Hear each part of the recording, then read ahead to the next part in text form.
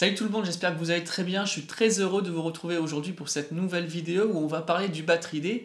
Alors si vous nous suivez sur la chaîne depuis un petit moment, vous savez que j'ai beaucoup traité du Battery Day. J'en ai parlé en amont, on l'a streamé avec Julie, après on en a reparlé, on l'a débriefé avec Mathias sur le podcast. Mais finalement, quel a été son effet concret sur le marché? Qu'en pensent les entreprises qui sont en première ligne dans ce domaine? Pour le savoir, j'ai eu le plaisir de rediscuter avec Eric Dezonnier de Nouveau Monde Graphite. Il va nous donner son avis d'expert. Et si ces sujets vous intéressent, merci de prendre 2 petites secondes pour vous abonner à la chaîne. C'est vrai que ça m'aide vraiment énormément pour pouvoir vous apporter toujours des interviews de meilleure qualité.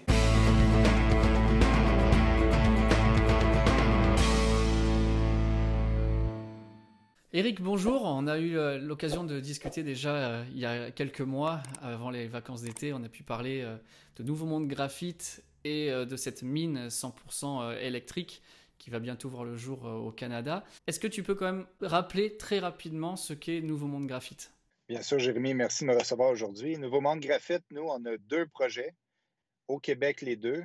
Un qui est à 2 heures au nord de Montréal, à Saint-Michel-des-Saints, où on prévoit produire de manière carboneutre 100 000 tonnes par année de graphite en flocons. Et un projet de deuxième transformation à Bécancour, entre Québec et Montréal, en fait, sur le bord du Saint-Laurent, où on prévoit transformer ces graphites en flocons en matériel d'anode pour les batteries lithium-ion et autres marchés de spécialité. Il y a eu des vidéos super intéressantes et amusantes pour parler directement à Tesla et Elon Musk. On avait vu la première vidéo. Je propose juste de regarder tout de suite la deuxième vidéo et on se retrouve juste après. Hey Elon, I know you're busy changing the world. I just wanted to thank you for being so successful at accelerating transitions to sustainable energy. Although the world momentarily paused to fight the invisible enemy, we both know the EV revolution hasn't slowed down. And we made it our duty at Nouveau Monde Graphite to keep it up with the Western world grows and the EV market. Now that you have Terra factories in mind, we figured we better up our game. We're now producing spherical graphite, at first outside China, and we're weeks away from launching our purification operation, leveraging Quebec's clean and renewable hydropower to provide you with carbon-neutral material. So we have a special offer just for you. We'll trade in our graphite for your semi-trucks, and if you can throw in a few superchargers to power up our all-electric mine, I think we have a deal. So from our mining and transformation operation to your battery plant and back to us, that's called circular economy, my friend. And cut. Hey, good job, guys.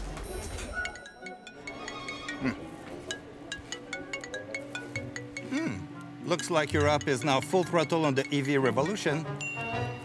Dezonnier, guten Tag.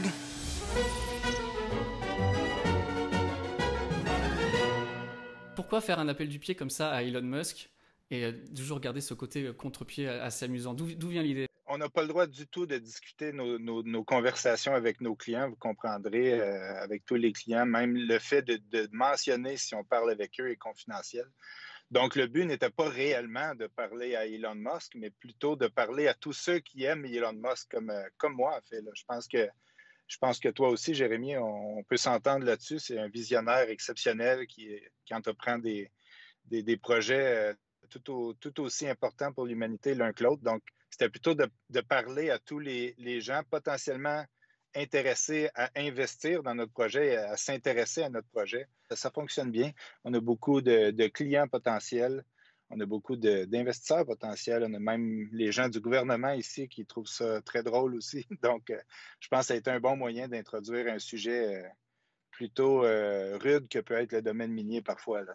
On va rester 2 secondes quand même sur Tesla. On avait dit on essaierait de rediscuter juste après le Battery Day. Alors, quelles ont été tes impressions au Battery Day? Sur le coup, j'étais avec mes partenaires ici. Et on attendait tous, c'était vers la fin de la présentation que Elon a mentionné ce qui était relié au matériel d'anode. Donc, toutes les autres innovations, exceptionnellement intéressantes de voir un marché qui existe depuis 1974, l'invention du lithium-ion, que Tesla amène maintenant à un autre niveau et à un niveau de commercialisation qui n'a jamais été atteint auparavant. Mais vous comprendrez qu'on était tous inquiets, anxieux de savoir ce que Elon allait annoncer à la fin du Battery Day sur le matériel d'anode. Ils ajoutent un 3 TWh 3 TWh de nouvelles capacités potentielles. C'était à 2,5 avant l'annonce du Battery Day. On est rendu maintenant à 5,5. Tera is the new Giga. Il fallait quand même être averti pour arriver à comprendre le Battery Day. Il y a beaucoup de gens qui s'attendaient à avoir une nouvelle voiture, à avoir un nouveau Powerwall, à avoir vraiment quelque chose pour le consommateur final. Ça a été vraiment pour les ingénieurs, pour les financiers, pour les gens de la tech, pour essayer de capter des talents chez Tesla. C'était spécial comme événement quand même. C'était effectivement risqué comme événement. Il y a une limite à la vulgarisation. Ouais. Donc, de trop vulgariser des concepts aussi importants, bon, des fois, ça peut être perçu comme étant peu avancé. Mais j'ai l'impression qu'il y a énormément d'objectifs à atteindre dans la présentation de Tesla. Mais c'est tous des objectifs que je pense sont réalistes. C'est juste des bonnes nouvelles de savoir que tous ces cerveaux vont travailler à commercialiser toujours davantage la technologie lithium-ion. Pour nous, c'est une excellente nouvelle. Les réalistes, c'est intéressant comme point parce que j'ai lu ça et là aussi. Des gens qui ont dit « Oh, il fait des effets d'annonce, c'est impossible de produire autant que ce qu'ils annoncent. » Et puis, pour en revenir au graphite, ils n'ont pas mentionné le mot graphite finalement. Ils ont parlé directement du silicium. Est-ce qu'il n'y a pas eu des gens quand même qui ne sont pas aussi pointus que ça dans le domaine, qui se sont dit « Ah, bah, c'est 100% silicium, ça veut dire que le graphite dans les batteries, c'est terminé. » Est-ce qu'il y a eu cette peur quelque part dans l'industrie à un moment? Oh, je vous confirme, on a environ, je dirais, 10 000 investisseurs qui détiennent des actions de Nouveau Monde Graphite à la bourse au Canada. Je peux vous confirmer, je n'ai pas eu 10 000 courriels, mais j'ai eu 10 000 personnes qui se sont demandé effectivement pourquoi le mot graphite n'a pas été prononcé durant le Battery Day. Donc, c'est pour ça qu'on a senti le besoin d'avoir une note technique écrite par un des plus éminents chercheurs au monde dans le lithium-ion, un monsieur qui s'appelle Karim Zaghib, une note technique qu'on a pu envoyer à nos investisseurs qui explique fondamentalement pourquoi la nouvelle est une excellente nouvelle pour nous. Ce n'est pas une nouvelle technologie comme le solid state, par exemple, ou comme une autre technologie qui remplacerait le graphite. C'est réellement une technologie qui utilise énormément de graphite actuellement et qui va continuer d'en utiliser davantage. Si on discute, par exemple, de l'ion de lithium quand il s'insère entre deux feuillets de graphite, c'est un procédé d'intercalation qui a environ 10 % d'augmentation de volume. C'est un ion de lithium qui vient s'insérer avec 6 atomes de carbone. Donc, ça fait LiC6. Tu as besoin de 6 atomes de carbone pour un atome de lithium. Donc, il y a très peu d'impact. C'est une réaction qui est réversible. Tandis que pour le silicium, c'est un procédé complètement différent. Il se forme un alliage dans le processus, une molécule qui est, par exemple, Li15SI4. Donc, vous pouvez loger 15 ions de lithium pour 4 molécules de silicium. Donc, tu as une capacité exceptionnelle. Tu as environ 10 fois plus de capacité. Mais ça vient avec le désavantage de gonfler 32 fois plus que le graphite. Ça gonfle et il n'y a pas assez de place dans les cellules pour absorber une aussi grosse augmentation de volume. L'incorporation du silicium dans la note de graphite, les gens ont démontré assez bien que c'est 25-30 % le maximum. Puis aujourd'hui, c'est 5-7 %. Le meilleur choix technologique, c'est réellement d'utiliser une anode en graphite très sécuritaire avec une bonne densité et de graduellement lui incorporer du silicium pour augmenter sa capacité, mais sans réduire sa durée de vie et sans réduire son facteur de sécurité. Sinon, bon, ça ne va pas fonctionner. Est-ce qu'on peut dire qu'ils ont trouvé pas la batterie, le Graal de la batterie lithium-ion ou pas loin en tout cas? 50% de coûts en moins, 50% d'autonomie, quasiment 70% d'investissement nécessaire en moins. Ils ont sorti vraiment des chiffres qui étaient un renouveau complet. Exact. Puis je pense que la plupart des économies en coûts et de l'augmentation de capacité vient des autres annonces. Pas relié à l'anode, je pense que ça représentait 5 % de réduction de coûts. Le dry electrode, là, réellement, ça, c'est les technologies qui sont révolutionnaires, qui n'ont jamais été faites auparavant. Et réellement, je pense que l'effort d'R&D est réellement mis là pour leur nouvelle usine au Texas. Je pense que Elon, comme à son habitude, a été assez humble et il a expliqué à plusieurs reprises que c'était en développement. Ils ne sont pas capables de le faire encore. C'est très difficile. ne serait pas du genre à dire on a tout accompli, maintenant on n'a plus d'objectifs. Il a mis des objectifs sévères pour son équipe. Il y en a plusieurs qui vont être atteints, il y en a plusieurs qui ne seront pas atteints, mais au moins son équipe technique a des objectifs, des incitatifs à se pousser, se développer tout le temps plus loin. Mais je pense que c'est un objectif très, très noble de pousser notre marché à l'autre niveau. Je voudrais maintenant parler de Nouveau Monde Graphite. Il y a eu des nouveautés aussi. Qu'est-ce que l'on peut dire? Qu'est-ce qui a avancé? Qu'est-ce qui a moins avancé? Où est-ce qu'on en est du projet? Quelles sont les nouvelles? Beaucoup d'avancements. À notre projet à Saint-Michel-des-Saints, on est toujours en train de produire des flocons de graphite. On a plusieurs ententes commerciales avec nos clients dans plein de marchés. Il y a le lithium-ion qui est très intéressant, mais il y a aussi plusieurs autres marchés comme les piles à l'hydrogène, les feuillets pour dissiper l'énergie. Dans le nouveau 5G, demande des feuillets en graphite. Donc, on a plusieurs clients de spécialités comme ça qui sont très intéressants aussi. Et à Saint-Michel-des-Saints, on attend d'une semaine à l'autre notre permis pour débuter la construction commerciale de notre projet au début 2021. Donc ça, on est très excités à débuter. Notre équipe d'ingénieurs attend après le permis à tous les jours. Ils espèrent recevoir le courriel avec le décret du gouvernement du Québec. L'autre projet où il y a énormément d'évolution et où ce que je suis, où je vous parle en ce moment, c'est à Bécancour, où on va prendre nos flocons de graphite qui viennent de Saint-Michel-des-Saints et on les transforme en matériel d'anode pour les batteries lithium-ion et en flocons purifiés pour les piles à l'hydrogène, comme je mentionnais. Qu'est-ce qu'on va annoncer sous peu? C'est un partenariat exceptionnel pour notre usine de purification qui va nous permettre de purifier notre graphite avec une technologie complètement différente que qu'est-ce que fait en ce moment le marché asiatique.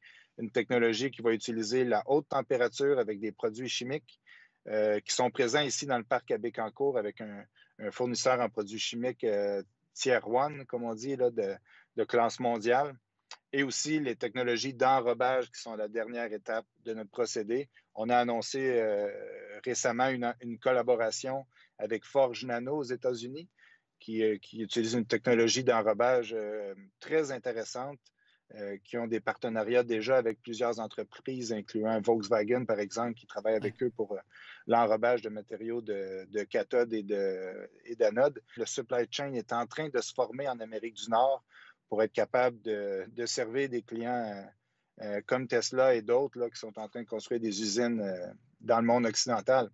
Donc, nous, on est très, très emballés d'être le seul joueur réellement dans le monde occidental qui est capable de fournir de la roche jusqu'aux produits transformés pour les batteries lithium-ion, un produit carboneutre, produit avec de l'hydroélectricité verte ici au Québec, qui nous permet aussi d'être à bas coût.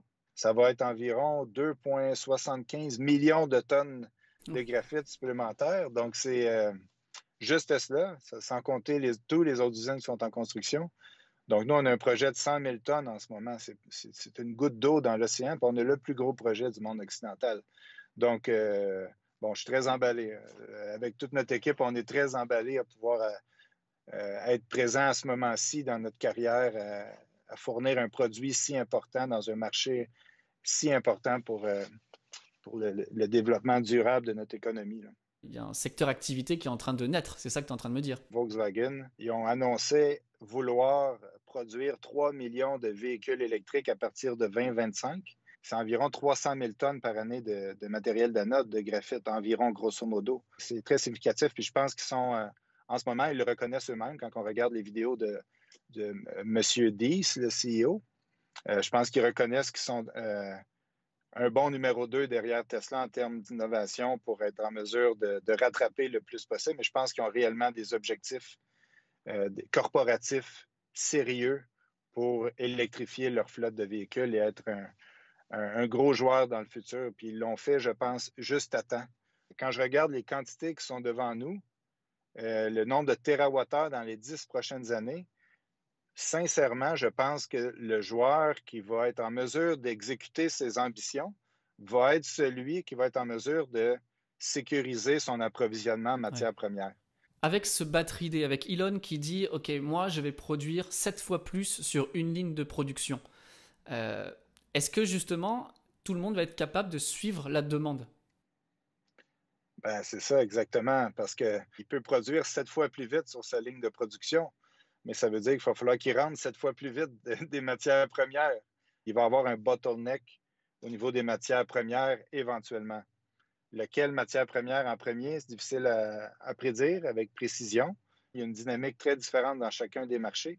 Et comme par exemple dans le graphite, c'est un produit qui est utilisé dans plein d'autres applications aussi.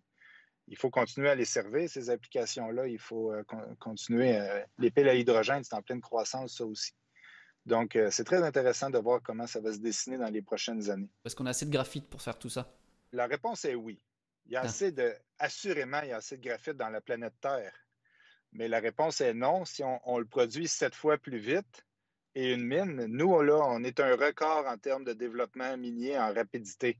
On a découvert le gisement en 2015 et on prévoit être en opération en 2022-2023. On n'a pas assez d'investissements aujourd'hui fait dans les mines. Et on peut aussi faire du graphite synthétique, mais le graphite synthétique coûte extrêmement plus cher, 2 à 3 fois plus cher que le graphite naturel. Et son sous-produit pour le fabriquer, le graphite synthétique, c'est un coke de pétrole très spécialisé qui provient du produit distillé à la fin qui reste dans un baril de pétrole, qui reste dans la raffinerie à la fin.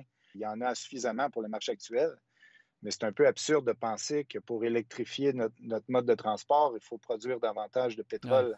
Et on disait la dernière fois, il y a une 130 quelque chose plus d'usines qui sont en train d'être conçues pour les batteries lithium-ion. 160 maintenant. 160 depuis? On en a 30 nouvelles de plus depuis notre dernière discussion d'il y a quelques mois. Ouais. Est-ce qu'ils ne se disent pas, ces gens-là, ces 160 usines, bon, ben, on va être obsolète déjà, il y a quelqu'un qui arrive, un nouveau player, et il arrive avec une technologie, une vitesse de production qu'on n'est pas capable de faire alors qu'on n'a pas encore lancé notre usine. Comment ils réagissent? C'est intéressant de voir comment les compétiteurs dans les batteries, les 160 usines qu'on mentionnait, comment ils vont s'ajuster en étant exposés à la technologie de Tesla, ou en étant teasés, comme on dit, en 2 heures. Ils sont teasés vers des pistes de solutions. Est-ce qu'ils vont vouloir aller plus loin dans ces technologies-là au lieu de vouloir répliquer une bonne vieille batterie cylindrique 18650 avec NMC, où ils vont vouloir essayer de faire des évolutions eux-mêmes. Quand j'écoute ça, je me dis Tesla aurait avantage à ce qu'il y ait plein de compétitions pour faire des batteries.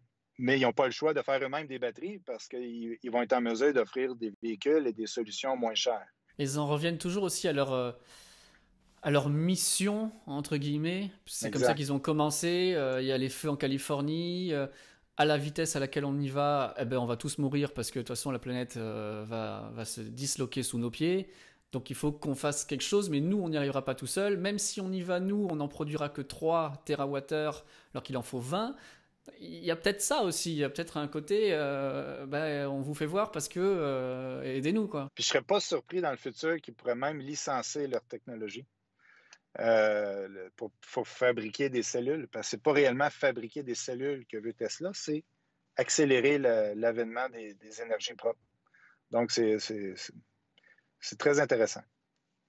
Un peu à l'image de Tesla. Bon, on est loin de voir l'impact de Tesla, mais bon, on fait notre possible. Ça fait 4 ans environ qu'on travaille à électrifier nos opérations. Ouais. Et on a discuté avec la plupart des manufacturiers d'équipements miniers de la planète pour nous offrir des solutions zéro émission, que ce soit lithium-ion, pile à l'hydrogène. On va rendre public tous nos documents techniques qui expliquent comment électrifier une opération minière dans les prochaines semaines. Parce que nous, c'est 15 camions de mine. Mais si on est capable d'augmenter la demande vers une 100, 200 de camions de mine de 60 tonnes comme le nôtre, peut-être qu'on va être en mesure d'inciter davantage les équipementiers du monde entier d'embarquer dans l'aventure. Ici, au Québec, on est vraiment un beau noyau au niveau de l'électrification des transports. Vous avez parlé à mon collègue Benoît de Lithium, mais il y a plein d'autres entreprises, que ce soit Lyon Électrique, que ce soit LTS Marine, que ce soit Taiga Motors, qui font des skidoo et des sidoo électriques. On a énormément d'entreprises ici dans la région de Montréal qui sont reliées dans la chaîne de valeur du lithium-ion. On veut aider à ça un peu un instant les entreprises à venir s'établir ici, puis on espère que notre gouvernement va embarquer avec nous pour avoir des incitatifs intéressants pour ces entreprises-là. Merci beaucoup, Eric. C'est toujours un plaisir de pouvoir t'avoir sur la chaîne. Et puis j'espère que ce fameux permis va arriver très bientôt et que l'exploitation va très bientôt commencer du coup.